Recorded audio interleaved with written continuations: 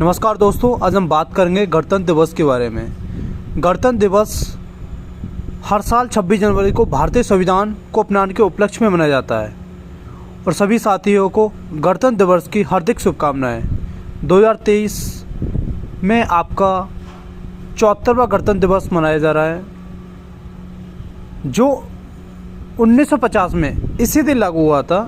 संविधान आपका 1950 में इसी दिन लागू हुआ था 26 जनवरी को, इसीलिए इस दिन को गणतंत्र दिवस के रूप में मनाया जाता है।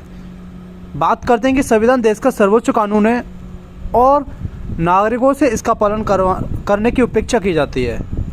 बात की जाए तो 15 अगस्त 1947 को भारत एक स्वतंत्र राष्ट्र बन गया। लॉर्ड माउंटबेटन द्वारा जारी की गई इस तारीख को, क्योंकि ये द्वितीय विश्व युद्ध के बाद जापान की संबंधित शक्तियों को प्रस्तुत करने की दूसरी वर्षगांठ थी। भारत के स्वतंत्र होने के बाद उसका अपना संविधान नहीं था। कानून एक सामान्य कानूनी प्रणाली और भारत सरकार अधिनियम 1935 के तहत एक संशोधित संस्करण पर आधारित थे, जिसे ब्रिटिश सरकार द्वारा लाया गया था। लगभग 2 हफ्ते बाद भारतीय संविधान का मसौदा तैयार करने के लिए डॉक्टर BR अम्बेडकर के अध्यक्ष के रूप में एक मसौदा समिति नियुक्त की गई। भारतीय संविधान आखिरकार 26 नवंबर 1949, जिसे संविधान दिवस के रूप में अपनाया जाता है, और 26 नवंबर को ही हमारा संविधान बनकर तैयार हुआ था। 2 महीने बाद 26 जनवरी 1950 को संविधान लागू हुआ। भारतीय राष्ट्रीय कांग्रेस ने 19 दिसंबर 1929 को अपने लाहौर अधिवेशन में पूर्ण स्वराज या पूर्ण स्वशासन का एक ऐतिहासिक प्रस्ताव पारित किया। कांग्रेस पार्टी द्वारा ये घोषित किया गया कि 26 जनवरी 1930 को भारतीय द्वारा स्वतंत्रता दिवस के रूप में मनाया जाएगा। पंडित जवाहरलाल नेहरू, जो कांग्रेस पार्टी के अध्यक्ष थे, लाहौर में रावी नदी के तट पर तिरंगा फहराया। इस दिन को अगले 17 वर्षों तक पूर्ण स्वराज दिवस के रूप में मनाया गया। जब 26 नवंबर 1949 को भारत के संविधान को अपनाया गया था, तो कई लोगों ने राष्ट्रीय गौरव से जुड़े हुए एक दिन, जो कि 26 जनवरी था, को मनाने और दस्तावेज को लागू करने के लिए आवश्यक माना। गणतंत्र दिवस भारतीय इतिहास में एक सामरिक दिन है, एक स्मारकीय दिन है, क्योंकि इस दिन भारत ने अपने संविधान को बनाया था और देश के अपने कानूनों की घोषणा की थी। ब्रिटिश औपनिवेशिक भारत सरकार अधिनियम 1935 को अंततः बदल दिया गया और देश एक नई शुरुआत करने के लिए तैयार हो गया। इसके अतिरिक्त इसी दिन भारत के संविधान की प्रस्तावना भी प्रभावित हुई थी। प्रस्तावना काफ़ी हद तक एक व्यापक कथन है, जो कि संविधान के प्रमुख सिद्धांतों को प्रस्तुत करता है।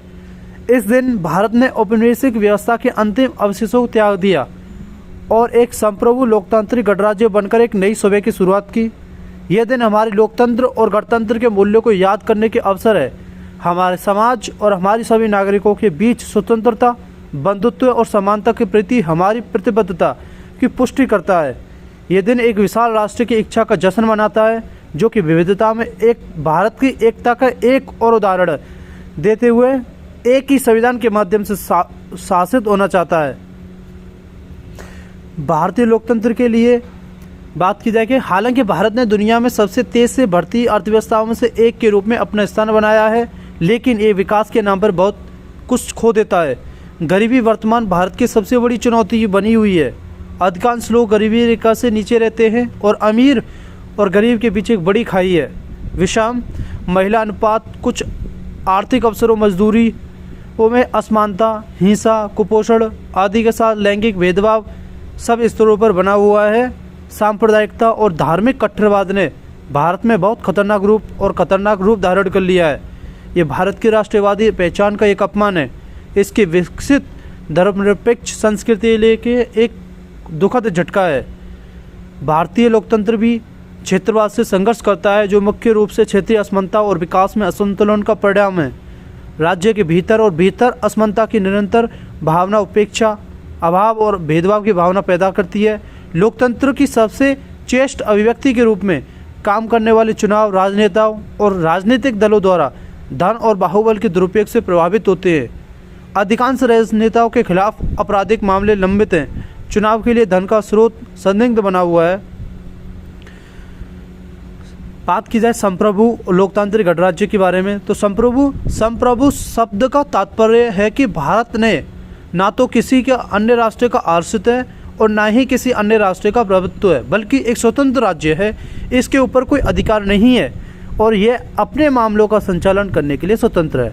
बात की जाए लोकतांत्रिक की, तो इसका अर्थ होता है कि लोकप्रिय संप्रदाय के सिद्धांत पर आधारित है, अर्थात लोगों द्वारा सर्वोच्च शक्ति का अधिकार। गणतंत्र की बात की जाए तो इसका मतलब है कि प्रस्तावना इंगित करती है कि भारत का एक निर्वाचित प्रमुख है, जिसे राष्ट्रपति कहा जाता है, वह 5 साल की निश्चित अवधि के लिए अप्रत्यक्ष रूप से चुना जाता है। बात की जाए दोस्तों आगे की राह क्या हो, हमारे लिए नया रास्ता क्या हो, तो हमारा गणतंत्र एक लंबा सफ़र तय कर चुका है और हमें इस बात की सराहना करनी चाहिए कि एक के बाद एक नई पीढ़ियाँ हमें कहाँ तक लेकर आई हैं। समान रूप से हमें इस बात की सराहना करनी चाहिए कि हमारी यात्रा अभी पूरी नहीं हुई है। उपलब्धि और सफलता के हमारे मापदंड को फिर से जांचने की आवश्यकता है। मात्रा से गुणवत्ता तक एक साक्षर समाज से एक ज्ञान समाज की क्रम में है। समावेशी हमारी भावना को सलाम किए बिना भारत के विकास की कोई भी अवधारणा पूरी नहीं हो सकती है। भारत का बहुलवाद इसकी सबसे बड़ी ताकत है और दुनिया के लिए इसका सबसे बड़ा उदाहरण है। भारतीय मॉडल विविधता, लोकतंत्र और विकास के तिपाई पर टिका है, जहां हम एक दूसरे से ऊपर नहीं चुन सकते। राष्ट्र को सभी वर्गों और सभी समुदायों को शामिल करने की आवश्यकता है, ताकि राष्ट्र एक ऐसे परिवार में परिवर्तित हो जाए जो प्रत्येक व्यक्ति में अद्वित्व और क्षमता का आह्वान, प्रोत्साहन और उत्साह बनाए। I hope you like this information. Please like, share and subscribe. Thanks for watching.